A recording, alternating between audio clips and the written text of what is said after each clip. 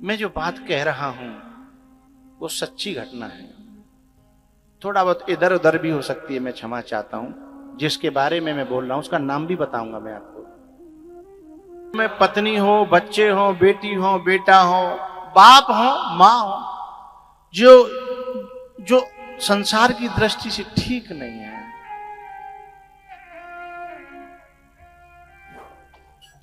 वो अध्यात्म के योग्य होते हैं। जिन खेतों में गन्ना होता है उनमें आलू नहीं हो पाता है, और जिनमें आलू होता है ना उनमें गन्ना नहीं हो पाता। आलू को चाहिए रेतीली मिट्टी और गन्ना को चाहिए दोमट मिट्टी, चिकनी मिट्टी, जो पानी को सोखे ना, भरा रखे। और आलू को चाहिए बस नेक पानी लगे और सूख जाए, आलू को भीतर भीतर फूलने का मौका लग जाए। हाँ?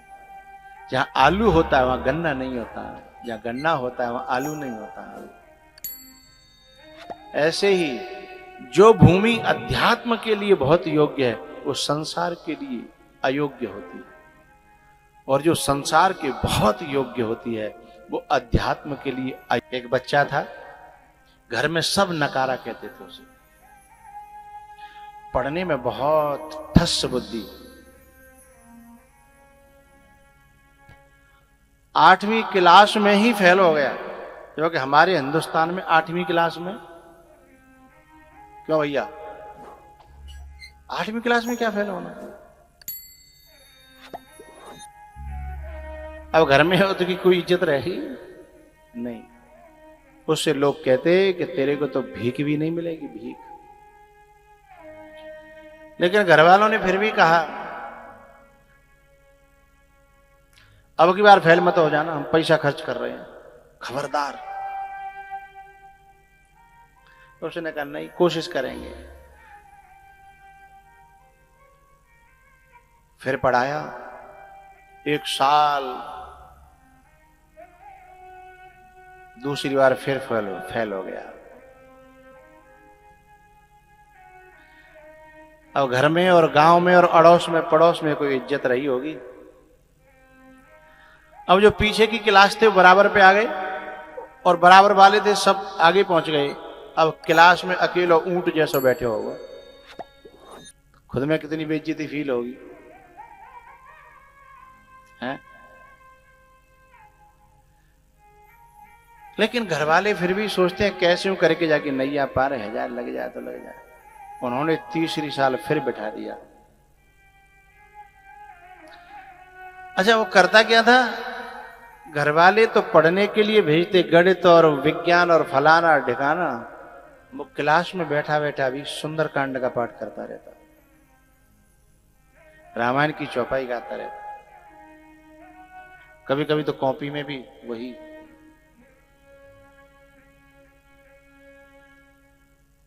तीसरी बार जब रिजल्ट आने वाला था तो घर वाले बड़े तैयार कि अब के क्या तो जई रहे हो, क्या हम ही रहेंगे, पैसा खर्च कर रहे हैं। हाँ? तीसरी बार रिजल्ट आया तो तीसरी बार भी फेल हो गया, तीसरी बार। और उसमें नहीं, हाई स्कूल में नहीं, इंटर में नहीं, कौन सी क्लास में, 8वीं में। घर वालों ने कहा या तो तू रामायण ही पढ़ ले या पढ़ाई कर ले, दोनों में से एक काम कर ले, तू काय हमारे ऊपर वो ऐसा वैसा।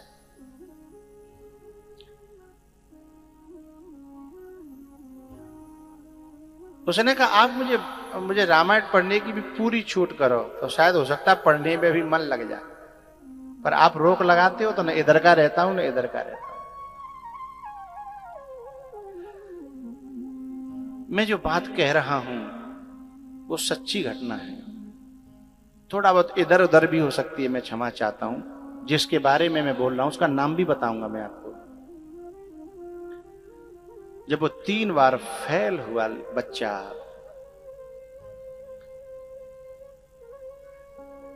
उसके बाद संसार के सर्वथा अयोग्य हो गया।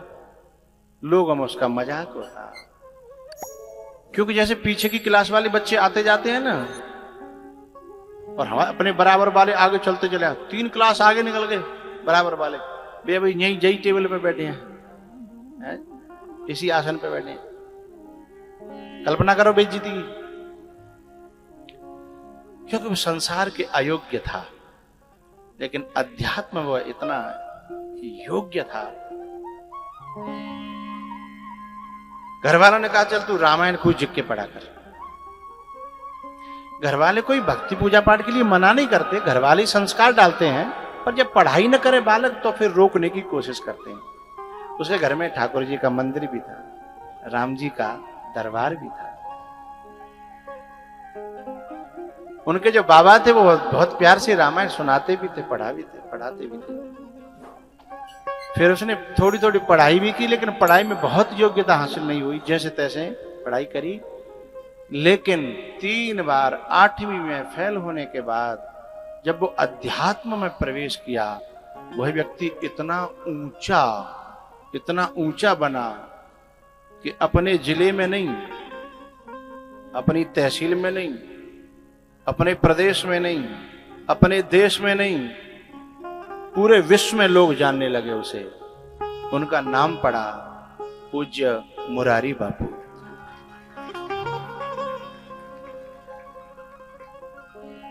तीन बार, क्षमा चाहता हूं कोई गलती भी हो सकती है, लेकिन ये तो बात उन्होंने खुद अपने मुंह से कही कि मैं फेल हुआ, 1 बार नहीं, 2 बार नहीं। तो जो इस संसार के जो अयोग्य होता है वो इधर के बहुत योग्य हो जाता है। उनसे पहले राम कथा को कौन जानता था? राम की रामायण होती थी हैं? लेकिन राम कथा, एक बार उनसे जो है किसी ने कहा कि आप इतना बड़ा वर्चस्व है, आप जरा मंदिरों का निर्माण करा दिया करो, जहां एक कथा हो आप एक मंदिर का निर्माण करा सकते हो, आप में क्षमता है। बड़ी प्यारी बात कही उन्होंने, मुझे बहुत प्रिय है, बड़ी प्यारी बात कही। उन्होंने कहा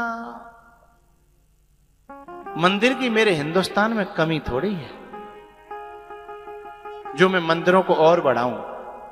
उल्टा मुझे तो लगता है पुजारियों की कमी है, मंदिर खंडहर पड़े हैं, सेवा करने वालों की कमी है, तनख्वाहें रखने पड़ते हैं, मंदिरों की कमी नहीं है। हाँ, मैं तो जिन घरों में रहता हूं 9 दिन, मैं उन घरों को और घर के जो सदस्य रहते हैं उनके हृदय को ही मंदिर बनाने की कोशिश करता हूं। कोशिश करता हूं कि उनके जो घर हैं और जो दिल हैं वे मंदिर बन जाए, चलते फिरते हैं। एक जगह मंदिर है वहां तो लोगों को आना पड़ेगा, लेकिन जब ये मन मंदिर बनेगा ना है, तो फिर ये खुद जा करके दुनिया को दर्शन देंगे। हाँ,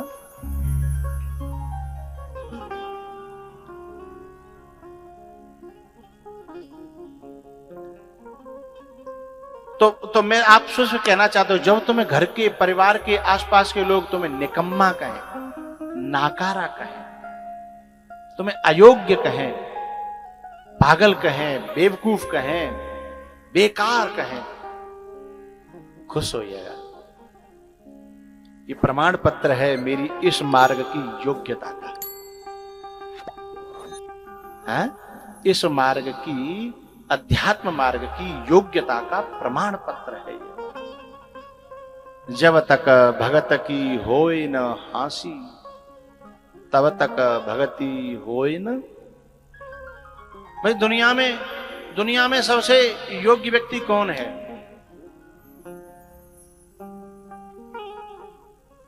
दुनिया में सबसे योग्य व्यक्ति वो माना जाता है जो दूसरे के धन को हरण करने में बहुत होशियार है? दूसरे के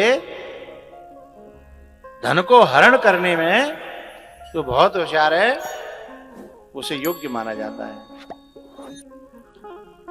और इस मार्ग में जो दूसरों पर लुट जाए और खुद को लुटा दे, वह योग्य माना जाता है।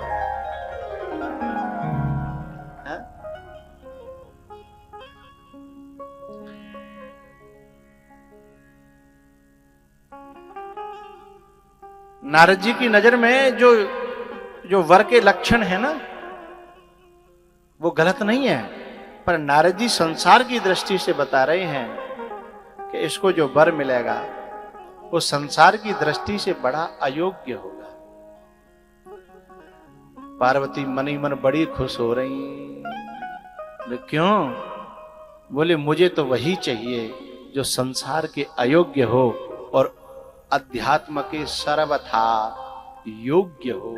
मुझे तो वही चाहिए, क्योंकि पहले मांग के आई हूं।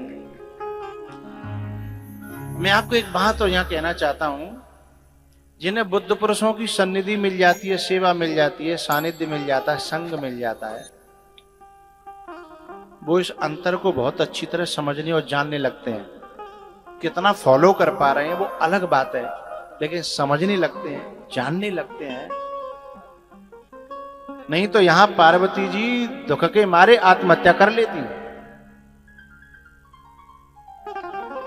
कि पहले जन्म में मरे मरा के आई हैं, अब दोबारा फिर वैसे कोई मिलेगा तो मर जाती। लेकिन जो इस अंतर को समझ लेता है, हाँ,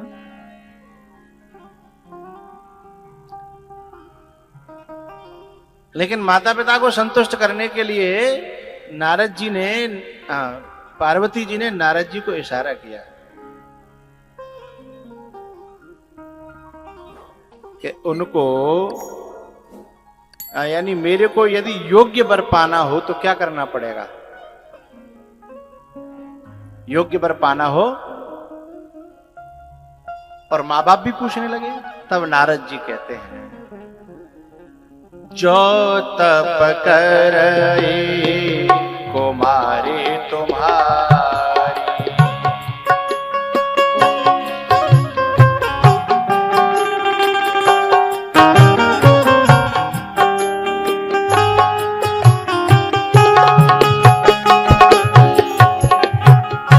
जो तप करे कुमारी तुम्हारी, भावी उमेटी शकहि त्रिपुरारी, भावी उमेटी।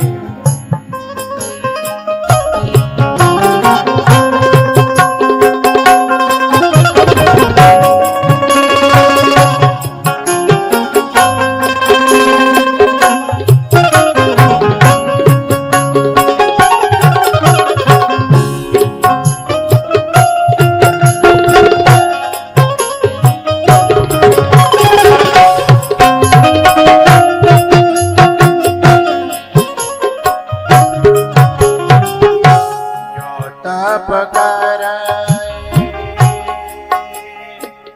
कुमारी तुम्हारी,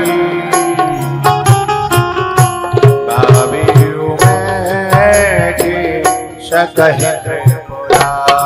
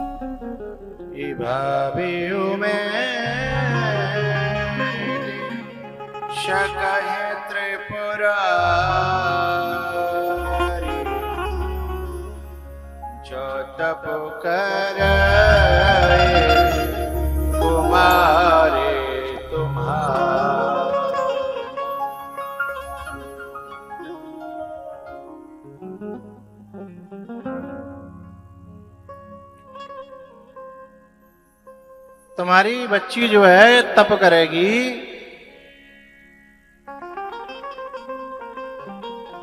तो महादेव